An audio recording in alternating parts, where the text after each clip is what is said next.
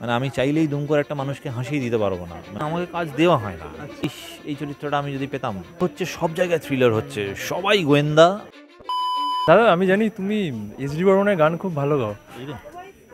S D বর্মনের গান খুব ভালো গাই না, আমার খুব পছন্দের গায়ক, তার গান শুনে বড় হয়েছি, তার গান শুনি, তো সেই জায়গা থেকে তাকে অ্যাডমায়ার করি। আর আমার খারাপ স্বভাব ওই লোককে নকল করা, তো সেই জায়গা থেকে ওনাকে নকল করার চেষ্টা করি, আর এর বেশি কিছু নয়। এসডি বর্মন না আরডি বর্মন, মানে কোনটা তোমার সব থেকে বেটার? দুজনেই মহান, ওখানে ওইভাবে কোনো মানে তুল্যমূল্য বিচার হয় না, কোনো মানে এ বড় এ ছোটোর ব্যাপারই নয়। দুজনে মানে দুরকমভাবে তারা ভার্সেটাইল, মানে আমি কেউ নই তাদের সম্বন্ধে এরকম কোনো কমেন্ট করার, কথা বলার আর কি। মানে এস ডি বর্মন, আর ডি বর্মন, এনারা হচ্ছেন আমার খুব লেজেন্ড। আমার খুব প্রিয়, তো ওই কারণে আমি তোমাকে জিজ্ঞেস করলাম। হ্যাঁ, মানে এরা এরা হচ্ছে লেজেন্ড, এদের নিয়ে আমরা কথা বলার কেউ নই। মানে এনারা যা সৃষ্টি করে দিয়ে গেছেন সেইটা শুনে জীবন কাটিয়ে দেওয়াটাই হচ্ছে মানে অনেক বড় ব্যাপার। মানে আমরা যে শুনতে পাই ওনাদের সৃষ্টি, এটাই আমাদের কাছে সব থেকে বড় পাওনা, এর থেকে বড় বেশি পাওনা কিছু হতে পারে না। Specially I think RD Burman Kishore Kumar এখনো প্রচুর মানে বিক্রি হয়, মানে আমি দেখেছি যে বিভিন্ন অ্যাড ফ্যাডগুলো তো আরডি বর্মন কিশোর কুমারের গান। হ্যাঁ, মানে আজকে এই যারা লেজেন্ড তারা, তাদের সৃষ্টিটাই এমন হয় না যে সেটা মানে বছরের পর বছর ধরে চলে। আজকে কিশোর কুমার কবে মারা গেছেন? 1987। 1987 সাল, এটা 2024। আজকেও মানে সেই জেনারেশন তারা তো শুনতেনি, নতুন জেনারেশন এখন যারা মানে বড় হচ্ছে তারাও কিশোর কুমারের গান শোনেন, তারাও কিশোর কুমারের ভক্ত হয়ে উঠছেন। তো এটা লেজেন্ড না হলে সম্ভব নয়, দে আর লেজেন্ডস। আচ্ছা এই বা এইখানে তো দেখা যাচ্ছে যে ধরো এই যে ফরম্যাটটা, মানে এই যে ওয়েব সিরিজ তো মোটামুটি একভাবে আসে, কিন্তু এখানে আমি দেখতে পাচ্ছি যে অনেকটা পার্টে পার্টে আসছে, যেটা সাধারণত আমি দেখেছি যে ইউটিউবে যখন রিলিজ করে সেটা এই ধরনের হয়, বাট এরকম প্ল্যাটফর্মের মধ্যে এই বিষয়টা। মানে এটা তো ক্লিক ভাবনা চিন্তা করেছে, এটা আমি বলবো যে এটা নতুনত্ব যে কোনো ওটিটি প্ল্যাটফর্মের ক্ষেত্রে আর কি। তো যে কোনো নতুন জিনিসেরই তো একটা মানে কি বলবো, মানে তাকে একটা চ্যালেঞ্জের মধ্যে দিয়ে যেতে হয়, কারণ আমরা যখন নতুন কিছু শুরু করি আমাদের মাথায় থাকে যে মানুষ কিভাবে নেবে। তো হাসির সিরিজ তারপরে হাসির সিরিজ না, ডেফিনেটলি মানে মানুষ হাসতে ভুলে যাচ্ছে, সেই জায়গা থেকে আমরা মানুষকে আনন্দ দেওয়ার, এন্টারটেন করার চেষ্টা করছি। তো আমার মনে হয় এর থেকে বড় কিছু হতে পারে না, কারণ মানে এন্টারটেনার্সদের কাছে তো এটাই সবথেকে বড় কাজ, মানুষকে বিনোদন দেওয়া। তো আমাদের সেই কাজের মধ্যেই এটা যে আমরা মানুষকে বিনোদন দিতে চাইছি, এবং হাসি থেকে বড় বিনোদন বোধহয় কিছু হয় না। মানে মানুষকে হাসানোটা খুব ডিফিকাল্ট জব, মানে আমি চাইলেই দুম করে একটা মানুষকে হাসিয়ে দিতে পারবো না। মানে বিশেষ করে যে মানুষ হয়তো খুব গম্ভীর, হাসিই না, তাকে হাসিয়ে দেওয়াটা কিন্তু সব থেকে ডিফিকাল্ট কাজ। তো মানে আমার এক গুরু আমাকে বলেছিলেন যে মানে actors they do the most difficult job of this world, at the same time they can make people cry, they can make people laugh. So একটা মানুষকে হাসিয়ে আর কাঁদিয়ে দেওয়া আমার মনে হয় সব থেকে ডিফিকাল্ট জব। এখানে একটা সিন দেখলাম যে তুমি হাফ দাড়িটা কামিয়ে, আমার একটা গল্প মনে পড়ে যে কিশোর কুমারের এরকম একটা ঘটনা আমি শুনেছিলাম, তো আমি অনেকটা মিল পেলাম বেসিক্যালি। না না, এটা তো মানে হয়তো সেই ওইখানকার সাথে কোনো কিছু মিল নেই। এবার এই যে ওই বললাম, এই অফিসে চাকরি করে, সকালবেলা হয়তো অফিসে বেরোবে বলে রেডি হচ্ছে, সেই সময় এবার মা ডাকছে। তো আমাদের যা হয়, আমরা বাড়িতেও তো হয় না যে আমি দাড়ি কাটছি, কাটতে কাটতে কেউ ডাকলো, আমি তো মানে ওইরকম যে আর দাঁড়াও দাড়িটা পুরো কেটে আসছি তা তো হয় না, শুনতে এমার্জেন্সি হয়তো কিছু একটা, সেইটা শুনে চলে গেলাম, গিয়ে দেখলাম যে বলছে ভিডিওতে কথা বল। তো সেটাই মজা, সেই বিষয়টায় মানে ওই সিচুয়েশন জীবনের, হ্যাঁ জীবনের প্রত্যেকটা সিচুয়েশন টুকরো টুকরো টুকরো, সেইখান থেকে যেভাবে মজাটা বেরিয়ে আসছে আমাদের এতে, আমরা সেটা নিয়েই মজা করছি। That is the part of this series. কারণ তোমাকে খুব একটা দেখাও যায় না, তুমি খুব কম কাজও করো, মানে খুব লুকিয়ে থাকো না। আমি খুব কম কাজ করি না, আমাকে কাজ দেওয়া হয় না। আচ্ছা, আমি তো কাজ করতেই এসেছি, আজকে 23 বছর ধরে ইন্ডাস্ট্রিতে কাজ করছি, যা কাজ করছি সেটা মানুষই দিয়েছে, তাই সেই জায়গা থেকে। তো এবারে আমি কাজ করি, এবার আমার কাজ দর্শকরা বিচার করবেন যে আমার কাজ ভালো না খারাপ, বা মানে কীরকম, মানে কাজ পাও না কেন, মানে এটা কি? এইটা তো বলা মুশকিল। এবার যারা কাজ করেন, মানে যারা কাজ দেওয়ার জায়গায় আছেন, তারা কেন কাজ দেন না সেটা তারা বলতে পারবেন। একমাত্র মানে একটাই পিআর সিস্টেম, দলবাজি, হ্যানা এগুলো কি এইগুলোর জন্য কি তোমার প্রতিভা চেপে যাচ্ছে? পিআর সিস্টেম, দলবাজির এই বিষয়গুলোর থেকেও বড় কথা, হ্যাঁ PR is a very important factor, very important factor, কারণ পিআর ছাড়া সত্যি কিছু হয় না। আর ওই বিষয়টা আমার একদম নেই, মানে আমি মানে ওইভাবে পিআর কীভাবে করতে হয় আমি হয়তো সত্যি জানি না।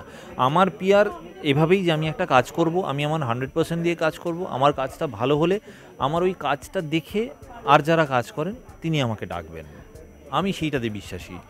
আমি জানি না আমার পন্থাটা ঠিক না ভুল, কিন্তু আমি ওই পন্থাতেই বিশ্বাসী, বা আমি ওটাই মনে করি যে আমি একটা কাজ করব এবং আমি কনফিডেন্ট যে আমি ভালো কাজ করব, এবং আমার ভালো কাজটা দেখে, আমি একজন অভিনেতা, আমি বিভিন্ন চরিত্রে অভিনয় করতে চাই, করব। তো সেই জায়গা থেকে আমাকে সেই কাজটা দেখে যারা কাজ দেবার জায়গায় তারা জাজ করবেন। আমি একটা পুলিশের চরিত্রে অভিনয় করলাম, তার মানে তো এই নয় যে আমি সারা জীবন পুলিশই হব, সেটা না। আমি যখন একটা পুলিশের চরিত্রে অভিনয় করতে পেরেছি, সেটা ভালো হোক খারাপ হোক, মানে ক্যারেক্টারটা ভালো হোক খারাপ হোক, তো সেইটা থেকে আমার অভিনয়ের দক্ষতা বিচার করার জন্য যারা বসে আছেন বা যারা কাজ দেন, তারা তো সেই জায়গায় বসে আছেন যে তারা মনে করবেন যে আচ্ছা এই চরিত্রটা করে তার মানে একে দিয়ে ওই আর একটা চরিত্র করানো যেতে পারে বা তাকে দেওয়া যায়। সেই জায়গায় যারা বসে আছেন তারা বিচার করবেন, আমি তো আর গিয়ে বলতে পারি না। যখন বিভিন্ন কাজ দেখি তখন মনে হয় এই চরিত্রটা আমি যদি পেতাম, আফসোস হয়, কেন হবে না। এইটা তো মানে তুমি যে জিনিসটা বললে এর জন্য তো তুমি অনেকটা ওই রেস থেকে পিছিয়ে যাচ্ছ, তো তোমার মনে হয় না যে পিআর সিস্টেমটা একটু? আমি ওই যে বললাম কি করে পিআর সিস্টেম, পিআর কি করে করতে হয় সত্যি আমি জানি না, মানে এক্স্যাক্টলি আমি ওই যে বললাম আমার কাছে আমার যেটা মনে হয়, এবং আমার মনে হয় এটা আমি যেটা ভাবি এটার মধ্যে ভুল খুব একটা কিছু নেই। আমি অভিনয় করতে এসেছি, আমি থিয়েটার করেছি বহুদিন, আমি নিজেকে তৈরি করেছি অভিনয়ের জায়গা থেকে। তো আমাকে একটা চরিত্র দিলে আমি সেই চরিত্রটাকে আমি আমার মতো করে পোর্ট্রে করব। ডিরেক্টর বলে দেবেন যে চরিত্রটা কীরকম, আমি আমার ইনপুটস দেবো, ডিরেক্টর তার ইনপুটস দেবে, দিয়ে একটা মিশ্রণে একটা চরিত্র তৈরি হয়ে উঠবে। এবার সেইটার জন্য আমাকে তো ডাকতে হবে বা আমাকে কাজটা দিতে হবে, তবেই তো আমি প্রমাণ করব। মানে একটা বিষয় আছে না, বলে যে মাছের ঝোল আমি এঁকে বোঝাতে পারবো না, তোমায় খেয়ে বুঝতে হবে। তো আমি মাছের ঝোলের মতো, আমায় খেয়ে বুঝতে হবে কীরকম। তো সেটাই।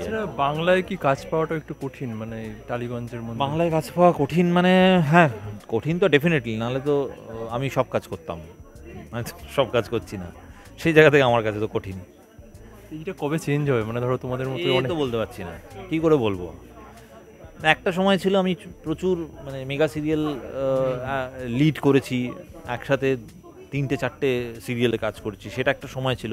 এখন প্যাটার্ন অফ ওয়ার্কও বদলে গেছে, মানে কাজের জায়গাটা বদলেছে, সেই জায়গা থেকে এখন ওইভাবে কাজ করা যায় না, সম্ভবও হয় না। তো সময়ের সাথে অনেক কিছুই চেঞ্জ হচ্ছে, তো সেই জায়গা থেকে। তবে হ্যাঁ, ওই আমি পিআর কী করে করতে আমি সত্যি জানি না। এখন লোক পাওয়া যায় এগুলো ম্যানেজ করার জন্য, যে তোমার ডেফিনেটলি পিআরের লোক পাওয়া যায়, মানে সেটা বম্বেতে তো ডেফিনেটলি আছে, বম্বেতে ম্যানেজার্স আছে যারা এ করে। কলকাতাতে এখনও সেইভাবে সেটা শুরু হয়নি, মানে সেই রকম আমি হচ্ছে, যদি হয়, যদি সেইভাবে কিছু করতে হয়, হ্যাঁ আই এম রেডি টু, মানে আমি ওটা অ্যাকসেপ্ট করতে রাজি আছি, আমার কোনো অসুবিধা নেই। আমার যদি আগামী দিনে দেখা যায় আমাকে একজন ম্যানেজার রাখতে হয়েছে আমার কাজের জন্য, রাখতে হলে রাখতে হবে, রাখবো, কারণ ওরাই তোমার সবটা ম্যানেজ করবে, মানে পাঠাবে, ইয়ে করবে, এভরিথিং। হ্যাঁ মানে definitely they will get paid for that, they will do a job. এবার আমি যদি কাজ না পাই, সেও তো টাকা পাবে না, তো সুতরাং তাকে সেই কাজটা করতে হবে যাতে আমি কাজ পাই, তার টাকার জন্য। কারণ আমি কাজ পেলে তবে না আমি তাকে টাকা দেবো, মানে সেটা যে কোনোভাবেই হোক, একটা পার্সেন্টেজ বেসিসে হোক বা শেয়ার বেসিস, যেভাবেই হোক। তো সেই জায়গা থেকে তো আমাকে কাজ দেওয়াতে হবে, তবে সে টাকা পাবে। তো দ্যাটস আ গুড সিস্টেম। আমি মানে সেটাকে আমি খুব হেলদি জিনিস, ডেফিনেটলি। আচ্ছা, তুমি রাবণে অভিনয় করেছিলে, জিতের রাবণে, খুব ভালো, he is a wonderful co actor, এবং ভীষণ টেকনিক্যাল। আমার মানে রাবণ সিনেমাটা শুরুই হয় জিৎ আর আমার একটা সিকোয়েন্স দিয়ে, এবং যেখানে জিৎ আমাকে মারছে, কিন্তু একটা মারও আমার গায়ে লাগেনি। বম্বের ফাইট মাস্টার, সাউথের ফাইট মাস্টার ছিলেন, এবং এক্সেলেন্টলি শ্যুট করা হয়েছিল। তো সেই এম এন রাজের ডিরেকশনে, মানে ইনফ্যাক্ট আমি জিদ্দার হাউস থেকে ডাকটা পেয়েছিলাম যে এরকম একটা সিনেমা হচ্ছে, সেখানে একটা ক্যারেক্টারের জন্য তোমার কথা ভাবা হচ্ছে। বাবা, আমি তো তো আমি যাই কথা বলি, তো আমি ডিরেক্টর এমএন রাজকে জিজ্ঞেস করছিলাম যে আমার কথা কে বললো, মানে আমি এমএন রাজকে চিনতাম না। বললো না, তোমার কথা জিদ্দাই বলেছেন। মানে তোমার কাজ দেখেছিল? না, আমার কাজ জিদ্দা হয়তো দেখেছেন, বাট বহুদিন আগে জিদ্দার সাথে আমার একবার একটা কথা হচ্ছিল, সেখানে আমি জিদ্দাকে বলেছিলাম যে জিদ্দা আমি তোমার সাথে কাজ করতে চাই। সেটাও বোধহয় তার 2-3 বছর আগের কথা আর কি, but he remembered and he called me, he gave me a character, and for that আমি গ্রেটফুল টু জিদ্দা সেটার জন্য। আচ্ছা, আমি ওয়েব সিরিজের যে প্যাটার্নটা খুব থ্রিলার ধর্মী সিরিজ বেশি চলে, তো সেখানে তোমাদেরটা হচ্ছে একটু কমেডি ঘেঁষা, যেটা টিভিএফ এর অনেকগুলো ইয়ে আছে, যেমন ইয়ে মেরি ফ্যামিলি। হ্যাঁ, তো এটা কি মনে হয় যে দর্শকের ক্ষেত্রে এখানে কি রিয়াকশন হতে পারে? না, দর্শকের ক্ষেত্রে রিয়েকশন আসলে না, যেটা হচ্ছে সেটা হচ্ছে থ্রিলার হচ্ছে, সব জায়গায় থ্রিলার হচ্ছে, সবাই গোয়েন্দা আর সবাই মানে কোন এইসব নিয়ে চলছে। ইভেন খবরের চ্যানেলগুলো থ্রিলারের মতো খবর পেশ করে। হ্যাঁ, তো বিষয়টা জীবনটাই থ্রিলার হয়ে যাচ্ছে। তো জীবনটা তো থ্রিলার নয়, জীবনে সব রকম সব কিছুই আছে। তো সেইখানে বাণুজ্য ফ্যামিলি আমার মনে হয় ইটস লাইক আ মানে ফ্রেশ এয়ার। তো ডেফিনেটলি সিরিজের যে গল্প যখন সামনে আসবে তখন বোঝা যাবে আছে। তো এবার গল্পে আরও আরও আরও মজা, প্রত্যেক দিন একটা করে, এই পরিবারের প্রত্যেক দিন একটা করে ঘটনা ঘটছে এবং সেটা নিয়ে সকলে কিভাবে তারা বিষয়টাকে হ্যান্ডেল করছে, সেটাই গল্প।